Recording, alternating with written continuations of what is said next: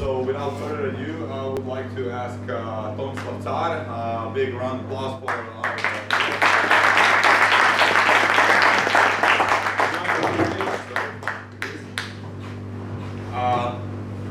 So basically we're gonna start with a fireside talk. I think that this one is the one that is working. So I'm gonna be a bit louder, so that Tomislav could this or this. Guys, so basically we have some technical issues, but we're gonna solve them rather quickly.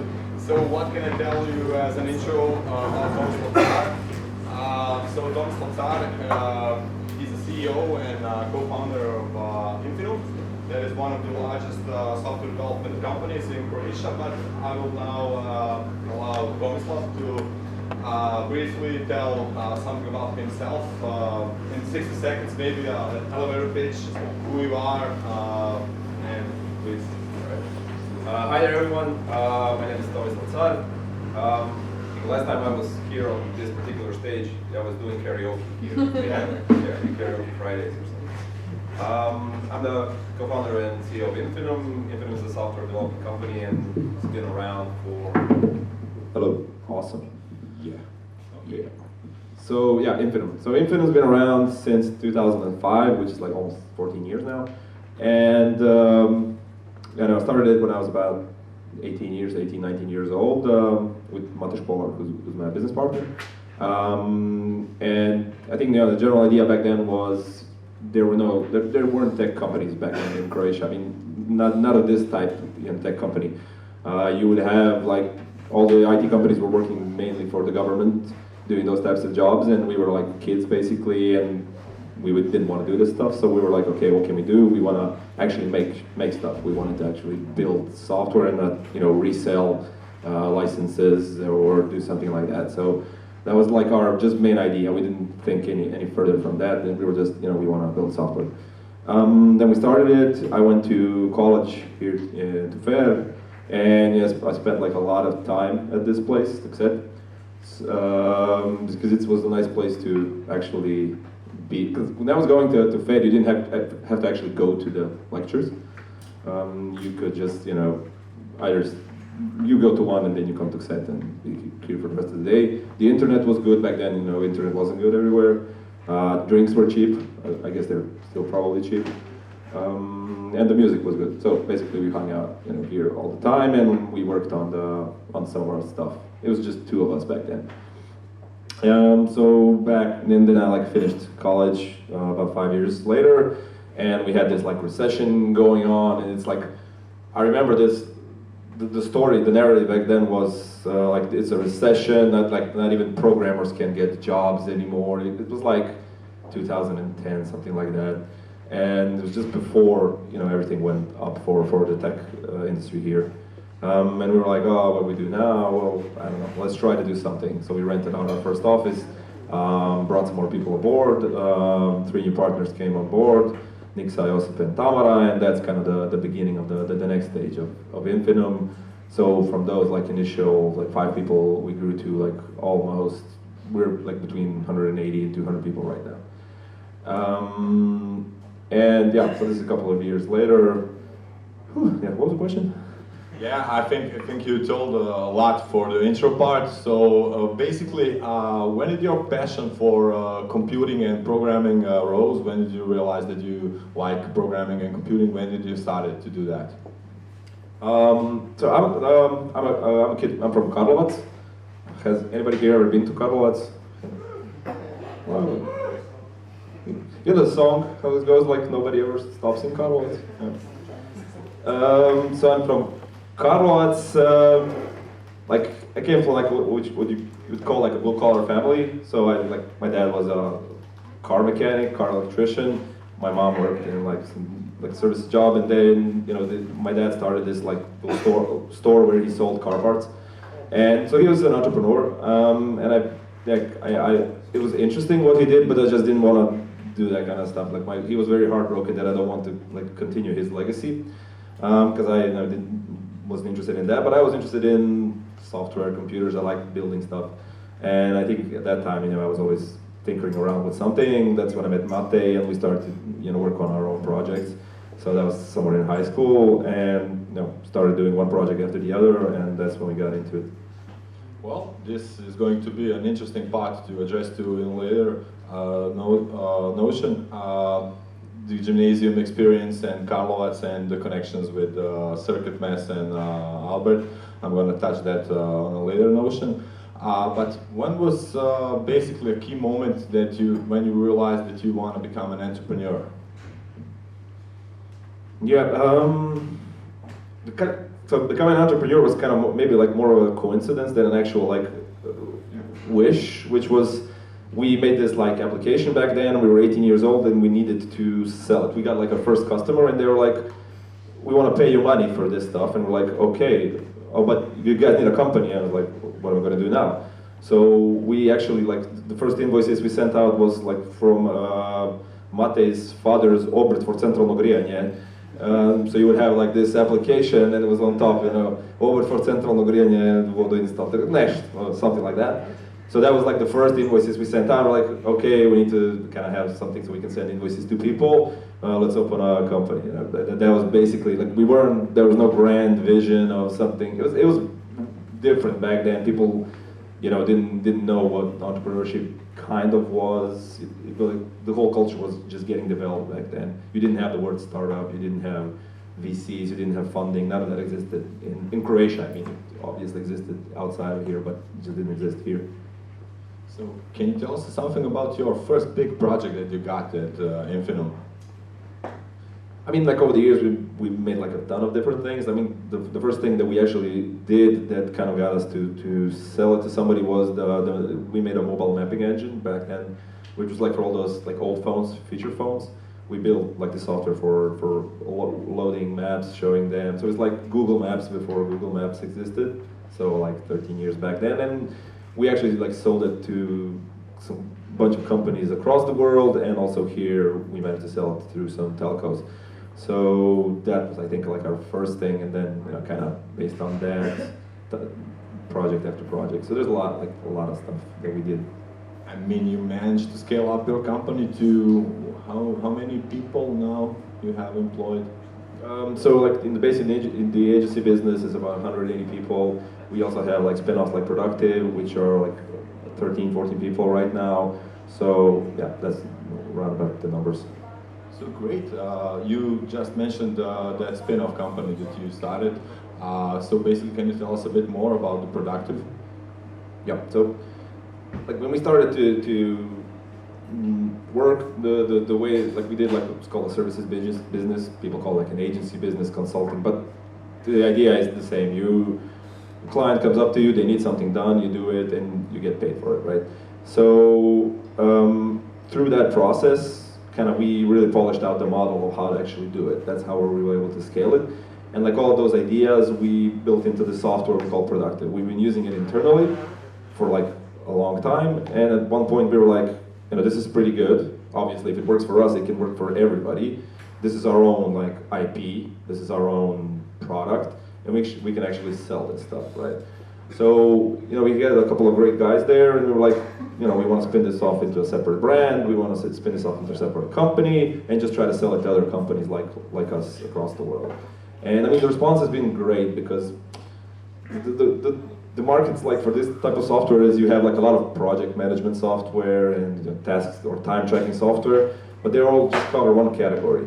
And the main thing we always hear from customers are, but I want all this stuff in one app. I don't want to have 5 different things, have to log into, onboard people, and that's what we try to give to customers. And that's the good kind of business model that we figured out works for us.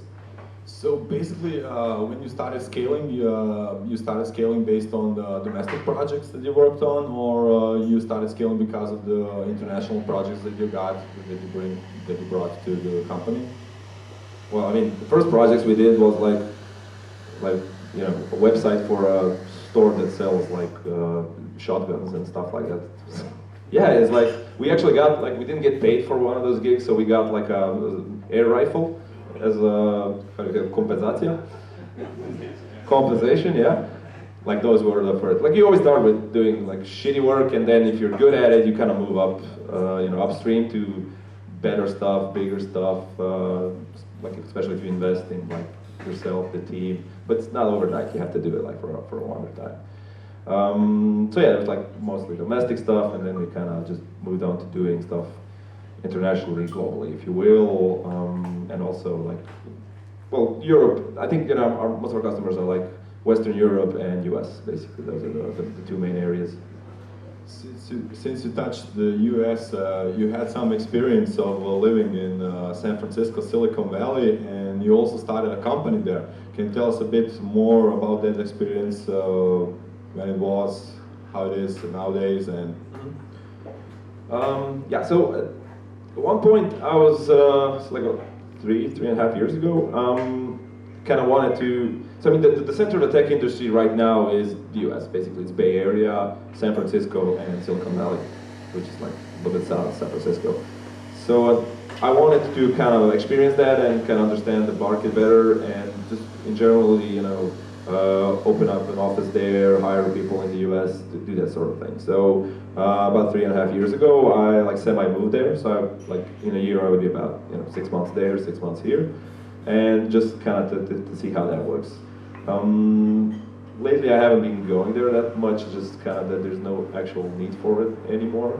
But it was like a very interesting experience because it's like a totally different world than what you have here in terms of work culture, how much people. I mean, they're like from a good perspective and also from a bad perspective. Like the amount of like how many people work there is like ridiculous. Like basically you like work 10 hours a day or 11, 12 hours a day. You commute like everywhere for an hour to work and an hour back. It's very hard to form relationships with anybody. There's like and like the Bay Area as a whole is kind of completely changed with the influx of tech. So it's kind of what I've recently realized is when I go there and I talk to people who are not in tech, like if you work in a bar or something, or it's like when you tell them what you work, they hate you. So everybody hates tech people there now. So, yeah, it's kind of because they drove out everybody else from because higher salaries and everything else. Then the rent went up. Then all the people who like had normal jobs drove out of the city. And like San Francisco is this cool artistic city, and nobody can afford to live there except programmers. So everybody hates them. So. Okay. We touched the spin-off ventures. We touched the experience living in the U.S. and starting a company there. And you mentioned about Karlovac, and I mentioned gymnasium. And the thing that is most actual, at this point, your relationship with Albert Gajcik. When did you, contact him, realize that he has the potential, and how did that story started? Your relationship with Albert Gajcik and CircuitMess. Yeah. So that whole story is kind of like I met him because he was kid, and I think they applied. They wanted us to get a sponsorship to go to some fair or something like that. So we get him the sponsorship, and I kind of stayed in touch with the kid. So in some ways, he's like me. Like he talks, fast. He's from Karlovac. And he's from Karlovac. He actually lives in my building. Yeah. So building where I lived in, he lived in the Ulas next door. Amazing. Ulas, yeah, I don't know how to say it in English. The door next door. But yeah, so it was interesting. It was interesting, like, to see a kid that actually, wants to work and is smart, because basically that's the only two things you need, right? You have to be smart and want to work. And I don't actually know a lot about electronics. I did finish this thing here, but like electronics, no. I was always like into software in general, and right now I'm into like business, but not electronics. But like this made sense, he made this device, and he was talking to me about how he wants to try to sell it, and but you need some investment, you need some money up front to actually start a hardware business. It's much harder than to actually do a software business, because in software business, like your only cost is your time, right? You can sit in your kitchen and work on your like shitty laptop that your grandma give you money for something and you can actually build something, whereas in software you need hardware to do prototypes, you need money to do prototypes, and then you need money to actually buy stock to produce this stuff, and then you kind of go out and sell it. So I was like, you need some money? That's kind of what was the way this thing started. But through this kind of relationship, I found out that like the money is the least important thing there. I kind of realized like that since I've been doing this for like almost 15 years, I kind of know some stuff that's also useful to his line of business. So it kind of got more interesting. We got kind of developed the business model a little bit better. We did like a Kickstarter campaign for the devices. It's like almost like the second biggest Kickstarter in Croatia with 325,000 something like that dollars were raised in about 40 days. So yeah, that's kind of how this thing started. I mean, it's interesting for me because I'm interested to learn more stuff. I think that was my main point why I did it, because I want to learn more stuff. I want to learn more stuff about e-commerce. I want to learn stuff about hardware. I want to try something new. So yeah. Never stop learning, huh? Yeah, that's true. That's definitely a factor and a formula to be successful. So basically, you also started within Infinum. You started an academy. That's sort of a program for mentorial program that you organized. And when did you start with that program? And what was the purpose for starting it? Yeah. So, like. The main story, if you talk to anybody right now in tech, well, it's not even like in Croatia, it's everywhere. It's like, oh, we can't find enough people. It's the same story everywhere. And like we noticed this about like 4 years ago, and we're like this is not going to change. The only way like we can have more people is we make more people. I mean, if we train more people to do this stuff, and it's not like we couldn't expect people coming out of FAIR to know iOS development or JavaScript or Rails or anything that we do. It was like, we need to train these people. And we kind of embraced the whole idea of it's fine to train people, and we started this Infinum Academy.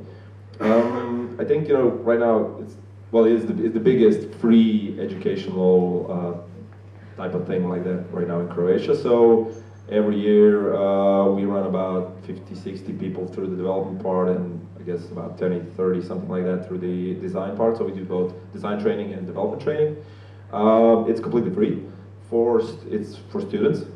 And basically we hire out of that some, it's not like obligatory for anybody. So we offer them like people that we like or we think are cool, we offer them to come work for us. If they want, it's fine. If not, like a bunch of people that came out of Infinum Academy are now working with like other tech companies here in Croatia. So like over the years we've been doing it, I think 3 years right now, or maybe before. So it's like we're talking about a couple hundred people that have went through it. I think we need to like grow a community in general around here, because we all like the tech companies here, we all have the same problems, right? And it's hard if we don't like share pool of talent and knowledge. It's hard for us in general as a society to move forward. So I think that's why one of the reasons why we do this is that, I mean, it's obviously like it's not only altruism, right? Because we want to hire people. It's not, so I'm not just like bullshitting you. It's not just altruism, but there is like an altruistic component to it. Because if the whole society is better, then it'll be better for us. That's a good point there. So you managed to scale up to 180 plus employees. So how did you manage to organize the business around such growth of employees, and what are the core values? What is an ideal employee of yours, in your opinion? What kind of employees are you looking for? I'm not just asking related to competencies and skills, but what kind of personality traits are you looking for? Yeah, so, well, there are two questions there. So one is organizational, and the other is like more like cultural, I guess, right? Yeah. So, from like organizational, that was very hard. So, growing a company to this, basically when you kind of grow a company, there are certain stages you hit. So for us, I would say that was about 10, 12 people. Like that's the first point where you have to reorganize stuff. The other stage is about, I would say, 30 something people. Then you get to somewhere like 80, 100 between that, and I think the next stage is somewhere where you're at now. And at each stage you basically have to reorganize the entire company. You have to figure out what works, and it's very hard in general to manage people. That's my experience, at least. Especially since you don't have experience, we've never done it actually before. It's not like I've worked at a company with a bunch of people, and now I come here and I set up the infrastructure and everything.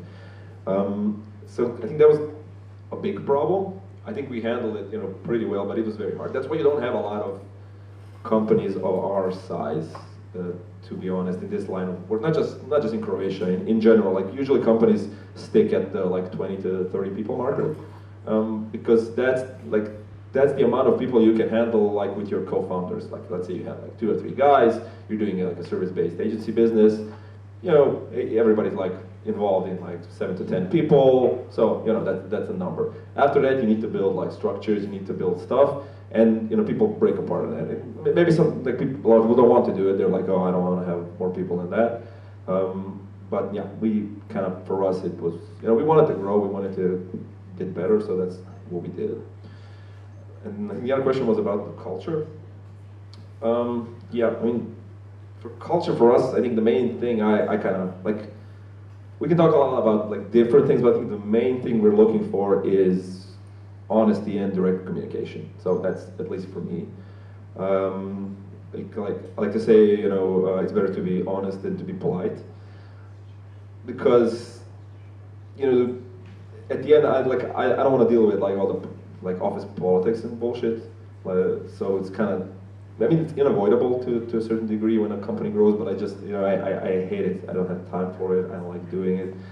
Not just me, all of us are like that. So our main thing was, I think that's one of the character traits we're looking for. I think, general, being a nice person and being, good to be around, those are like the 2 main things, right? Obviously skill, we wouldn't hire somebody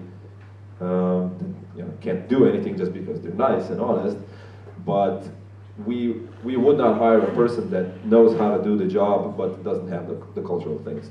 And that's how our HR, was run by Tanya, is set up basically. So they first kind of, talk to you about your like cultural fit or whatever you call it, and then we see the other part. So I think that's this. I think also humor is a big thing for us. We kind of like to make it a nice, comfortable atmosphere, so to speak. Okay, I noticed that on your LinkedIn page it's public, so you put under feature skills and endorsements 2 most voted skills, and you were endorsed for. One is collecting endorsements, and I'm very good at collecting endorsements. Yeah, okay, great. And the second I loved is benevolent dictatorship. So it's an interesting skill that you set. You have a dictator, you want him to be like a benevolent one, Yeah, that's true. So basically, you filmed a short movie about a grandfather of one of your employees, about your corporate culture that you are breeding in Infinum. So I would like to show that to the audience. Would you like to see an 8-minute video about Infinum and about the values that they... Has anybody seen it? Probably some people. Okay, not a lot. Not a lot of people, okay. So now I'm gonna play a video, and then afterwards we can take some questions from the audience maybe. So I'm gonna put a video on.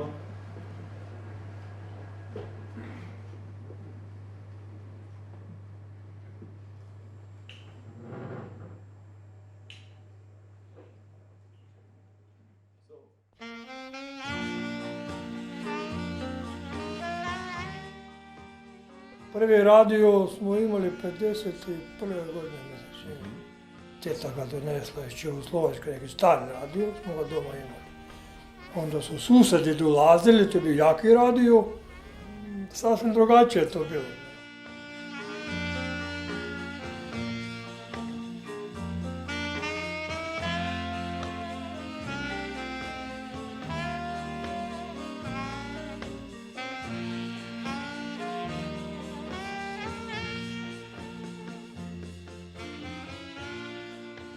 Moj dida je radio u Gredelju 34 godine na popravku parnih lokomotiva. Danas je na tom mjestu Infinum, gdje radimo mobilne i web aplikacije za cijeli svijet.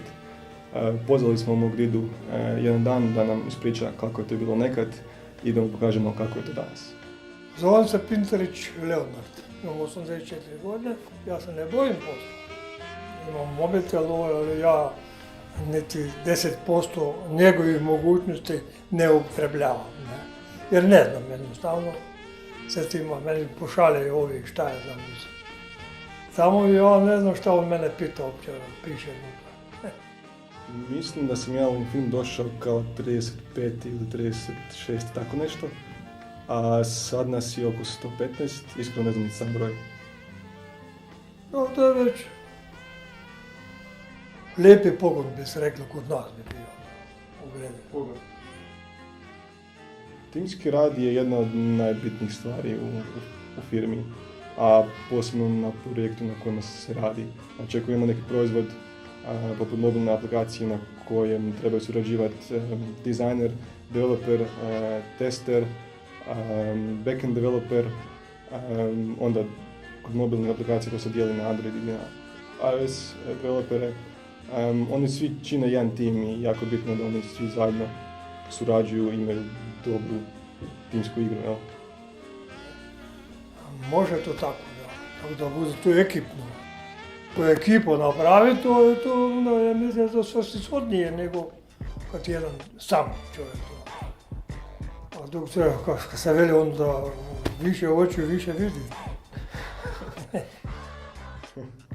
Timski budžeti su nešto što imamo definirano na mjesečnoj bazi, što potrošimo na zabavu i na poboljšanje timskog duha. Najčešće su to neki odlasci na timske večere po nekim zagrebačkim restoranima, ali često odemo i na neke igre poput Roomescape-a, poput paintballa ili nešto slično. Puno bolje. Puno bolje. Pa mi smo se hranili ko svinje danas. Moje kokoš sad bolje jede nego smo mi jeda kao djeca. Čime se zapravo bavim? Pa ja se zapravo bavim komunikacijom o projektu. Sad to uključuje komunikaciju sa klijentima, sa dizajnerima, developerima unutar firme. Najčešće dogovaram neke stvari oko rokova, oko opsega posla koji će se raditi i oko detalja funkcionalnosti koje ćemo implementirati. Posao one sam ja radio na parnju lokomotiva kao da si u rudniku. Zadnje 4 godine putovao sam dosta. Najdalji put je bila Amerika, gdje sam bio u San Francisku, Chicagu i Portlandu. To mi je bilo recimo baš dosta zanimljivo. Osim toga bio sam u Ukrajini, u Kijevu, bio sam u Amsterdamu, nešto po Austriji, nešto po Njemačkoj. To je gospodski posao, kako bi rekao. Nikad nisam ozbiljno razmišljao da bi napustio Hrvatsku. Nije da se toga nisam sjetio, jer dosta mojih poznanika je otišlo u Irsku ili u Njemačku. Jednostavno dobro mi je ovdje i nemam neki razlog da napustim Hrvatsku. U koju državu si se htio U preseliti? Njemačku se onda išlo, ne? A ja sam bio veliki nostalgičar. Ja bi drugi dan pobjegao doma. Ja nisam išao u školu za project managera, mislim da sam svaki dio posla naučio na poslu. Znači u početku dok sam bio software tester, malo sam pratio kako to ostali rade i bit najviše toga sam naučio na prvih par projekata. Ja, bile su večernje škole i mi smo imali školu u Gredelju unutra. Su bili profesori, ali to su bili profesori sa 2,5 razreda osnovne škole, oni partizanski. Treba. Jedan dio nota zarađenog, firma koja investira za napredak te firme, na ovaj ili onaj način, ta firma može i opstati onda. Jer tehnologija napreduje, ne? Vi možete recimo za 15 godina, ako ne budete trend pratili, ostati na tom nivou gdje ste sada, ne? A za 15 godina ko zna da se uopće gledalo na ovakav način i za 50 godina. Mislim da je jako bitno da Infinum investira u ljude, investira u neki razvoj, jer bez toga mislim da ne možemo iskakati iz mase drugih software development agencija. Pa da, mislim da je baš simpatično to što Dida je radio na istoj lokaciji i sad ja radim. To se dosta dobro poklopilo. To će drugi ljudi to. Oni će možda raditi, ko zna, sasvim drugačije nego vi sad radite. Naši klijenti su najviše iz Amerike i zapadne Europe. U Hrvatskoj radimo sa velikim i stabilnim kompanijama, ali ne radimo baš ništa sa državnim institucijama. Vjerujem da Bandić vama ne daje. Bandić daje 20 milijuna dinara godišnje. Volim raditi. Super mi raditi ovdje, dobra ekipa, dobri su uvjeti, radimo zanimljiv posao, radimo nešto što je zanimljivo. Neke možda to smeta što radimo više stvari, znači naši projekti su različiti i super mi je što mogu poznat drugačije tehnologije, ali drugačije biznise kroz naše poslovanje. Jer radimo malo sa bankama, malo sa telekomima, malo sa startupovima koji su u modnoj industriji, koji su u nekom zdravstvu. Tako da mislim da svakodnevno širim svoje znanje. Znači, ako si zainteresiran za nešto, ti možeš raditi ne znam kako, tu su bili jako teški poslovi. Ali ako ti taj posao voliš, jer si ga ti izučio i radiš ga sa voljom, onda ti nije teško. Svaki posao koji se sa voljom radi nije teški. Ako ti radiš preko volje, onda ti je on jako teški.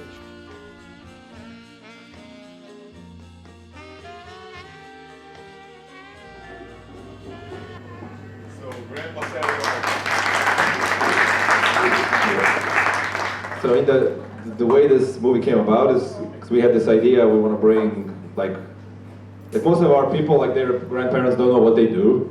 Like how do you explain to your grandparents what's your job? So we wanted to bring them into the office to kind of show them. And then we brought in this guy, and like he's so cool. He kind of like all the principles of the doing like a good job haven't changed in years, and that's how we kind of like this is great. We need to film this. We need to kind of get the word out there. Yeah, that's an interesting insight on the cultural values that you are fostering in your company. That's awesome. So do you have any questions from the audience maybe for Tomislav? Anybody? Okay, we have. Yeah, thanks a lot for this cool talk. I basically have a question on scaling up, especially in the early days, So basically growing a team from 10 to 20 people in less than a year, that's a huge.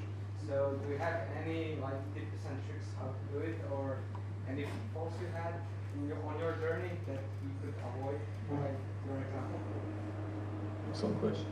I think it kind of depends on what, like the person that's running the company, the people that are running the company, what are they good at? Because like some people are good at programming, other people are good at sales, some people are good at, so it basically, like the stuff that you're good at, you're probably not going to have a problem with, but this other stuff that you're not good at, like that's when it's going to kind of, so kind of I guess identify that and do something around that. Maybe bring in other people that can kind of fix these problems that you have. Because nobody's good at everything, right? That's what I'm trying to say. I think I had the good fortune that like I had really good partners and like that I have a really good relationship with, and we kind of split up the work in really like based on like somebody's affinities to certain things or like what they're good at, and that kind of worked for us, I would say. I mean, it still works for us right now. Anybody else? Some questions? Okay. Hi. Hi. What are your key roles inside of Infinum? Your. Right now. Where your talents are? What are my talents? Speaking on stages. My talents, that's a very good question. Like over the years I've done everything. So I've done design, I've done development, I've done sales, project management, yeah, everything. So I think my talents from all of us in the company are mostly around, let's say, sales and marketing, maybe like marketing mostly. And generally, like what I try to do right now is kind of do the strategy part, which is basically figuring out what are we going to do in 2 years, 3 years, which kind of sounds like it's not a real job, but in the end it turns out to be like a very a very job, because you have to understand the market, you have to understand where stuff is going to. So yeah, and I think, you know, I mean, I like working with people a lot, which is kind of, as we grow the company, I can't dedicate my time to working with everybody, so I try to focus on certain areas and work with people with that, figure out like what's going on there, how can we make it better. I spend a lot of time with other people, so I get a lot of information which is useful for something else. You know, how are we going to do this? Well, you know, I talked to this other guy, and this is how they do it there.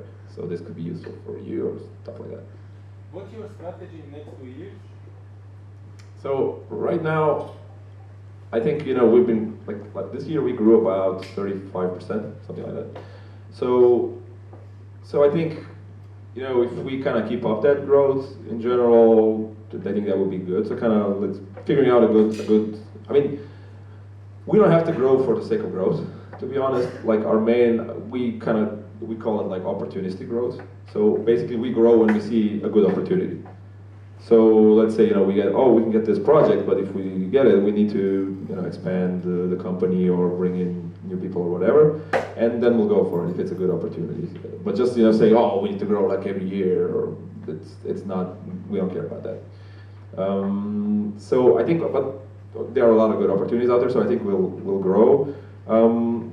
I think, you know, this year, one of the other big things that we grow is the productive, the SaaS part of the business. So I think next year is gonna also, because what we've kind of gotten there, we've hit the product market fit, and basically now, like the more leads we get there, we just close more stuff. So it's just, you know, going up and to the right. So I think we'll grow there. Potentially we need to reorganize next year into something that's, you know, that won't fall apart, I would say. I actually thought, like, this year we hired about like 60 or 70 people, something like that. I thought we were going to fall apart this year, to be honest. Like this is going to explode. Like I was just waiting for that moment, and it didn't explode. So it's very weird. But, yeah.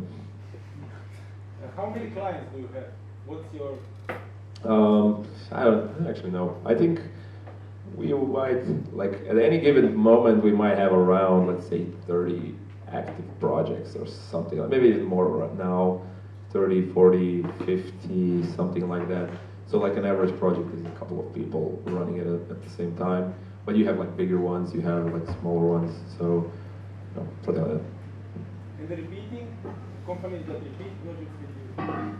Yeah, we do stuff like all the time. We have some clients that have been working with us for 7 or 8 years, like ever since we started doing this thing. So yeah, I think a lot of it.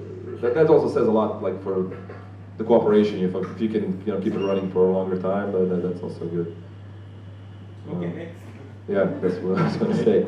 We have another. Go ahead. So please stand up so that we can hear you better. Do you have some kind of growth strategy? Because most of the companies that have big growth in a short period of time have problems keeping their organizational culture. Yeah, no. I mean, this is not big growth. So to be honest, like this is big growth maybe for Croatia, but like globally, or like if you look at like Silicon Valley startups, this is not big growth. Like, those companies grow like 3x in like a year in terms of people. So this is like, for me, I think we're going at like a steady, sustainable pace, to be honest. It is kind of like people get freaked out sometimes. How many people have come into the company? I don't know what to do. I don't know anybody anymore. But this is not like crazy big growth, to be honest. But yeah, obviously it impacts everything. So I think, you know, our main strategy is, I don't know what our strategy is. I mean, just do stuff in a good way. Figure out what works. I think, you know, we're not afraid to change stuff. You know, if we think something is stupid, we change it. These are like people telling us what's stupid, because sometimes you don't know. Like I'm so distance from, you know, like projects and people, then I don't know like what's going on. And if people won't tell me, then I can't do anything about it. And I think one of the problems people have in companies is that they kind of get onto this pedestal and people won't kind of tell them or like hurt their ego or something, you know what I mean? So I think one of the, that's also part of the, I guess, the culture of like being honest and direct with feedback. Okay. What was the biggest challenge back then and what's the challenge now? Back then, the biggest challenge was because we really didn't know what we were doing. We kind of had to learn that. And the other one was, you know, we didn't have anything to start with. So we came from Karlovac. We didn't know anybody here. Like, I didn't, like, how do we get first projects? How do we get people to actually talk to us? We don't know anybody.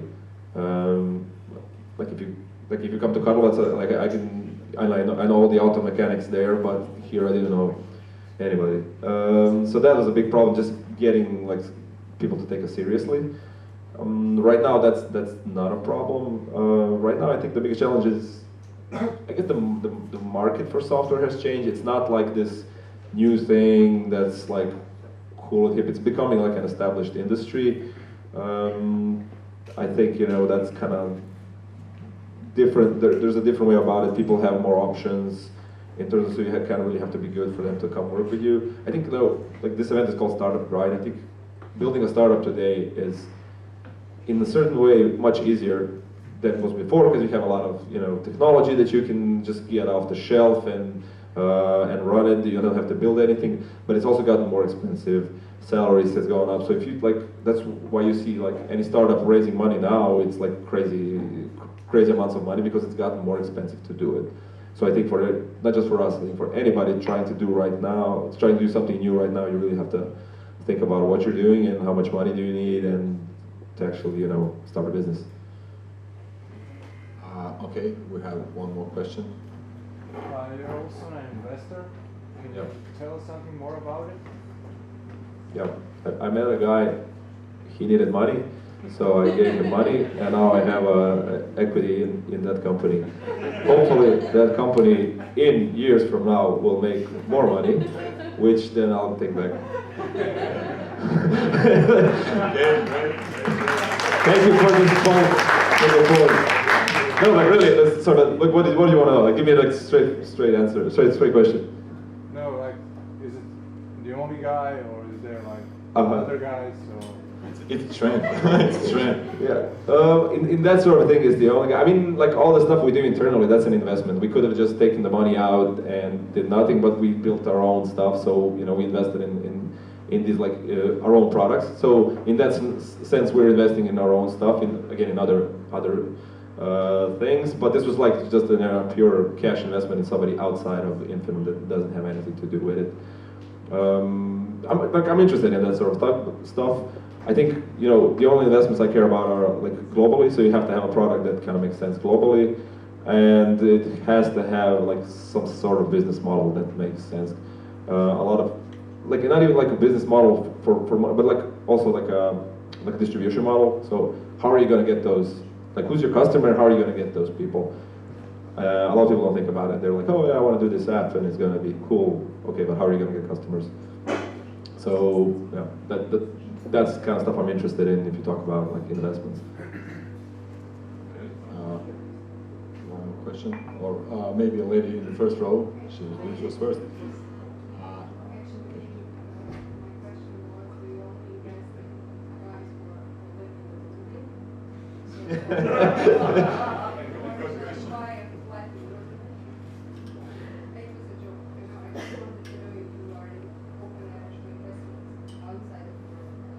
Yeah, I'm open. I think I'm open mostly, but it has to be something, well, if it's not like a bar or something like that, which I'm also interested, but it has to be like something that can run globally. So it has to be something that has customers potentially has customers from all over the world. For me to like invest in something, I guess somebody has to pitch me something. Yeah. Well, I mean, you need to be able to pitch your idea in like 30 seconds or something, usually. Hey, it does this for this, and this is what we're going to buy. That's basically. how this stuff works.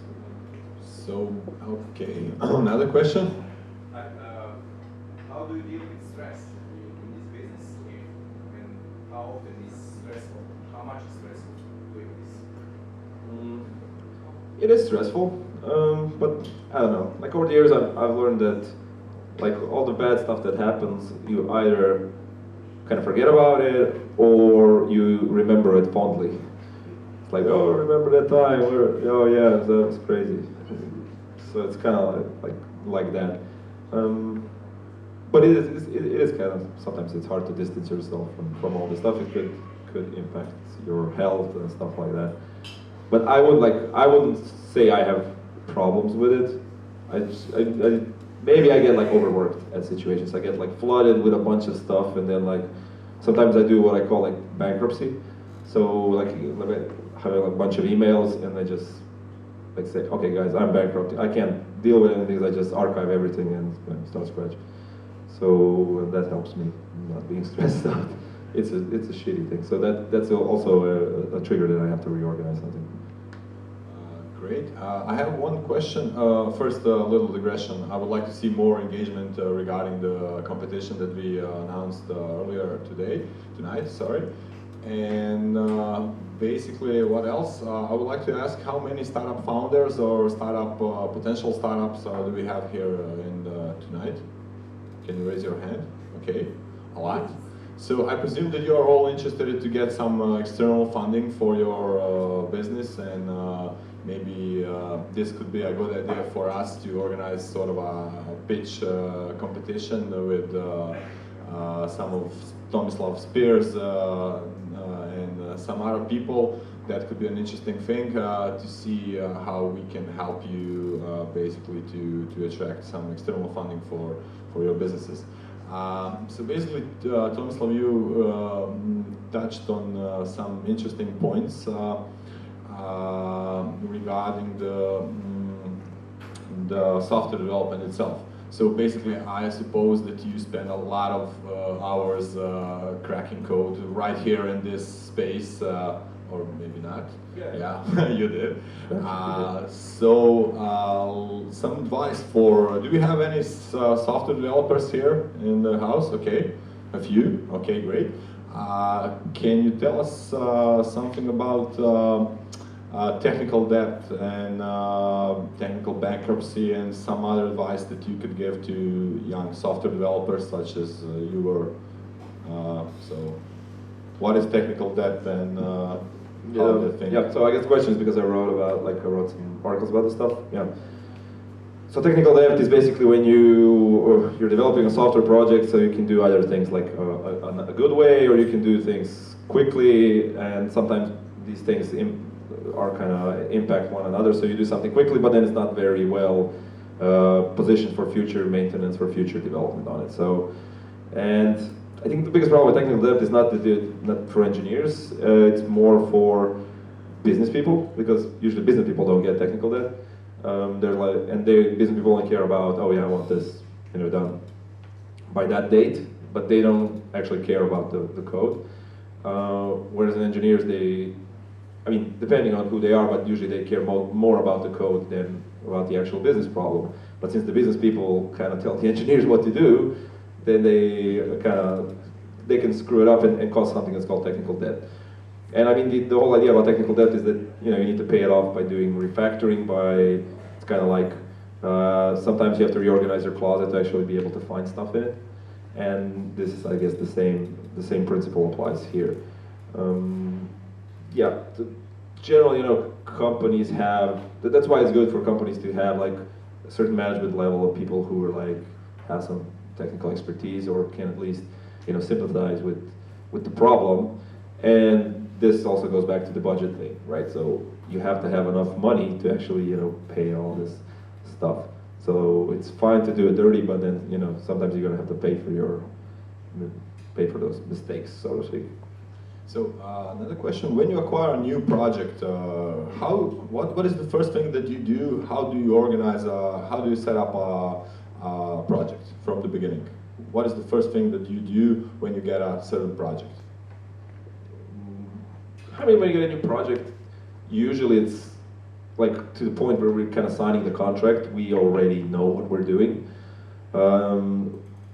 Kind of at least roughly, we set up a team which is like, you know, developers, project managers, designers, depending on what we need to do. We involve the client. We already have some like rough plan on like timelines, costs, that sort of thing. And you know, our project managers kick off the process, you know, set up tasks, set up documentation, depending on what we need to do. Like it's always kind of the rough thing is like, you know, get a team, sort of, but like the nitty-gritty details are really different depending on, you know, what project are you doing. Do you have any specific tools and methodologies that you use when you start a project? So any advice for startups maybe? I mean, for start, like it's kind of different if you're doing like early stage stuff, which is basically you want to like piece together a prototype and see if it works. It's completely different if you're like doing like a project that has very well specified, you know, they know what they want, you have to push it out there, and so it's different. If you're doing a prototype, speed is, you know, essential. You just want to shoot it out there and see if it sticks and see if people will use it.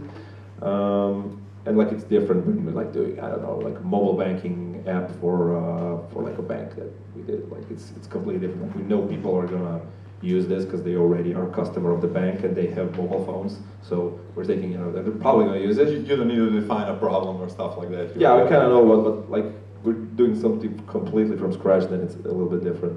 In terms of tools, processes, I mean, you know, Agile is like a typical software development process used today. In terms of tools, we mostly use Productive, which has like a built-in task feature, like Kanban boards, that sort of thing. So it's like mostly similar to like if you use Trello, something like that. For some other bigger stuff, you know, our clients usually use Jira, so we use that. So those are a couple of things. Jira is awesome. I highly recommend it as well. So any more questions from the audience? Okay, we have one more question from the lady in the booth. So far, what was your high moment, the best moment, situation, and what was the worst or hardest or lowest situation, and why? I think the last situation was at one point there was like in the beginning, like we didn't have any money, and it's like Matt and me were sitting at the computer in our like first office, second office, something like that, and we had like 500 kuna like in the bank account, which like I don't think like you can put gas in the car for that, and we had to like pay salaries and that sort of shit, and I'm like, fuck this, like this is, you know, you feel like shit basically, but it kind of like somebody paid us something, we got some money quickly. I don't know what we did, to be honest. I don't remember. It was a very long time ago, and we got out of it. So I would like maybe situations like that. Best moment. I don't know. Like there are a lot. I think, you know, there's not like this big moment. Like I usually get a question. People ask me, when was the moment you made it? I get that question a lot, and there's like not this one moment. It's like just a bunch of, you know, ups and downs happening. You know, small victories of getting, you know, getting a new client. You know, hiring a new person that's, you know, great, really fulfills your team. It's like a bunch of these like small victories, and then at the end it kind of ends up like a very good, like a big victory for the entire company, for everybody. Okay, we have one more question from the audience. Yeah. Can you please stand up? Yeah. So you talked about opportunity growth and how you see whether you're going to take the project or not, and if that represents something of interest to you. So what are the reasons why you wouldn't take a new project, and what do you do with it? Reasons we wouldn't take a project. Well, I mean, maybe we don't have enough people. Maybe the technology is not, you know, interesting. Maybe it's like a technology we're not interested in. Maybe we don't believe in the product. Sometimes, you know, clients come up to us like with a, you know, something that they're doing, and we don't think it's gonna work. And I mean, obviously, like if we needed the money, we would take it. But if we don't need the money, we're like, you know, this is not gonna work. We're gonna work on this for like 6 months or a year, and nobody's gonna use it, and we've wasted like a year of our life on it. So in that scenario, we would kind of, I mean, obviously it's not always to us. We can influence everything about a product, but we can influence some things. So yeah, really it's determining like, does the product fit, does the client work, is it like an interesting market or something like that. There's a bunch of different things, like maybe like something that we're interested in today, maybe we wouldn't be interested in a year ago, or we won't be interested in a year from now. Really, it really depends. Tell me if I'm wrong, but I read somewhere that you didn't raise any money. How's that? Money or? Yeah, it's called like bootstrap. So like the first thing we did, we managed to sell it to somebody. We got some money. Like we were kids back then. We didn't need any money. Yeah, sold another thing, grew it, sold it. Back then there wasn't funding in the traditional sense.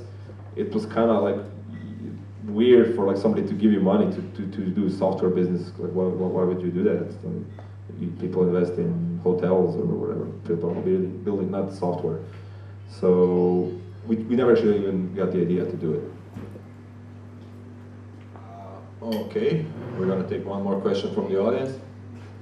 The biggest mistake. Sorry. The biggest mistake or bad decision. That's a challenging one. No. Biggest mistake. Good question. I think some things we could have done faster. Like for instance, the thing we're doing with Productive. We invested in it our own time, but we should have invested more. To be honest, like we were doing it with a certain amount of team size.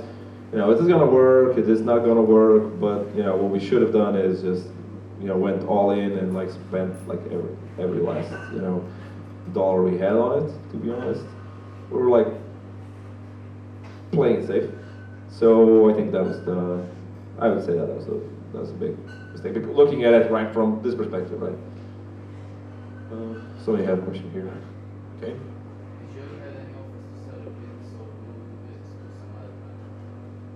Yeah, we get offers to sell the business all the time. Like every year we get a couple of those. You get approached by like these M&A companies that do this sort of stuff. But we're not interested in it. Like we usually blow them off every time because like why? Like, why would we do it? Moving into another country, I don't know. I don't think anybody want to go somewhere. Do you guys want to move to like Czechoslovakia or somewhere? Yeah. See, nobody wants to go anywhere. It's nice here. I can drink cocktails right now. It's fine. Like, you can drink cocktails here. No, really, it's like if we were to sell the company, we would still want to do the same thing we're doing right now. I mean, in some scenarios it makes sense, like if it's like a strategic thing where you sell the company and then you get access to, certain markets or clients or something like that. Or if you're like old and it really makes sense to retire in a way, or if it's like the best thing for the business at that point. But I don't think it's like a good time for that right now, and we're really not interested in it. In the end, we like doing it. I like doing this stuff. So why would I sell it? Great. One more question from the audience. Please stand up so that we can hear you better. From your experience from living in US, so there are some classes somewhere besides. My question would be, what you said on the classes and what are the nuances, and the other side would be what are the classes of living in Croatia and what are sometimes we would need to develop in terms of work ethics, entrepreneurship. How much time do we have? How many? Maybe some key points. Yeah. No, I can talk about this all day. That's why I asked. Pluses and minuses, Croatia versus US. That's a great question. So when you look at it, like America is like the pinnacle of capitalism. It's like if you want to work, that's the place where you can make a lot of money. Croatia, obviously you can make money here, but it's not that capitalism driven. And then that kind of boils down to everything people do. Like so, in the US, like everybody you meet has like student loan. Like university is not paid for, you need money. Healthcare is not paid for, you need money. If you want a pension, you have to stash all your money away. So people are very driven towards money. Like it's money, money, money, money. Here, it's more about relationships with people. It's a different kind of culture. It's very weird if you're like a person like that. When you move to this other country, like you're not wired that way, right? So it's also kind of different to form relationships with people. That's kind of one thing about it. Generally, Americans really, most of them, so like not on TV, but most of them don't have a sense of humor in general, especially not sarcasm. So I hate that. Like that's my biggest gripe with in the U.S. When you like do any sort of like sarcastic joke or something like that, then what do you mean? I understand. It's a different culture from here, and I think we as a culture we more like focus on relationship and maybe like enjoy life, whereas in there it's like work, and then you retire and that's it. Like give you an example. So like typical, I think the average U.S. vacation. So there's no minimum U.S. vacation time. It's 0 days. Typically, you would get about, they say 2 weeks, which is 10 days. Like Croatia, it's like 20 days, but most companies, give you more vacation days. Like we told one client, when I told her, yeah, but our guys are not going to be here in the summer because they're going to the coast, so this guy's not going to be here for 2 or 3 weeks. But she went crazy. She was like, "What are you talking about?" I'm like, I don't know any person that has, 20 days vacation time. This is crazy. And I think that's necessarily good. I think it's their culture. Like a lot of these people, like I see them, they come to an office, and like everybody's kind of looking at each other, like how much have you been working? How much have you been working? It's not very productive. It's not very productive in the sense that people are actually trying to do good work. It's more like you stick around and everybody, oh yeah, look at John, he's been in the office every day until 10 p.m. or something like that. So that's one thing. I mean, what I like about America is that everybody's very service-oriented, but it's also because everybody's working on tips and commissions and stuff like that. So people actually give you an effort to provide you with good service. Where here, wherever you go, people are very rude and like don't care, just want you to get out. It's everywhere you notice.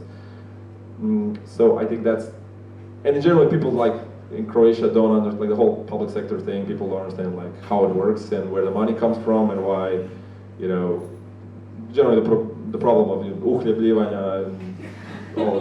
There's not like that's interesting. There's not like American word for that. Like how you say uhljeb in English, there's not. We made up that word because it's a specific thing for this kind of country. But like all countries have their own problems. Like America, like I think is the worst it's ever been, at least for my lifetime. Right now with Trump and all this stuff, and then you go back to like guns, and it's a very weird place to be.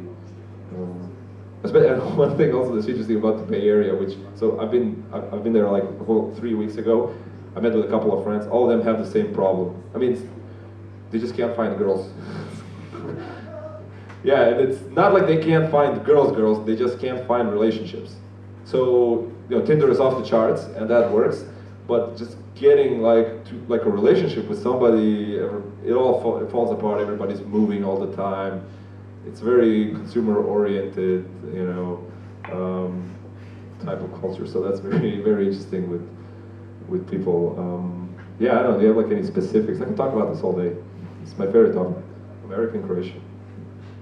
Yeah, excellent comparison, excellent analysis. So I would like to conclude if there are no additional questions from the audience with this session.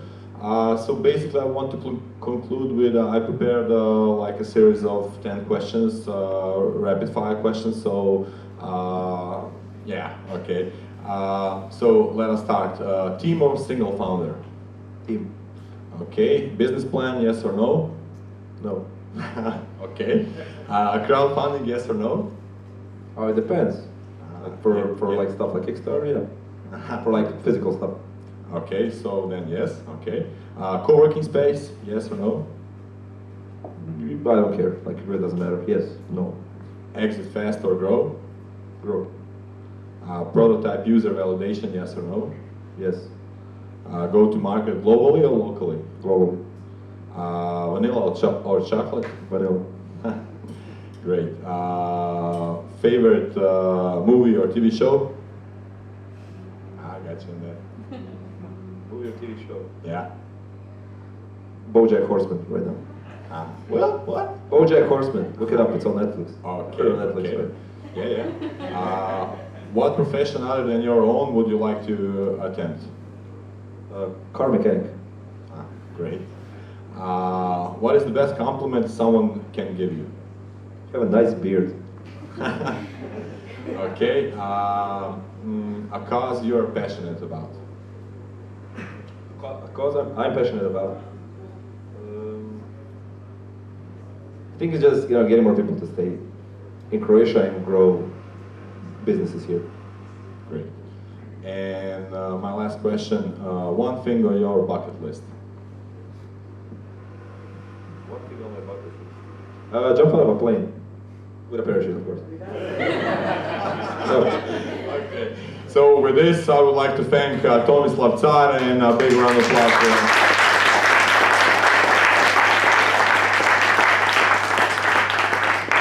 So we're gonna start with networking. So yeah, thank you for your attention and for participating here in this lovely event. And thanks once again to lovely guys from the set for supporting this event. And hopefully we're gonna have a lot of future events here at set. So thank you once again. Thank you for inviting me. You're welcome.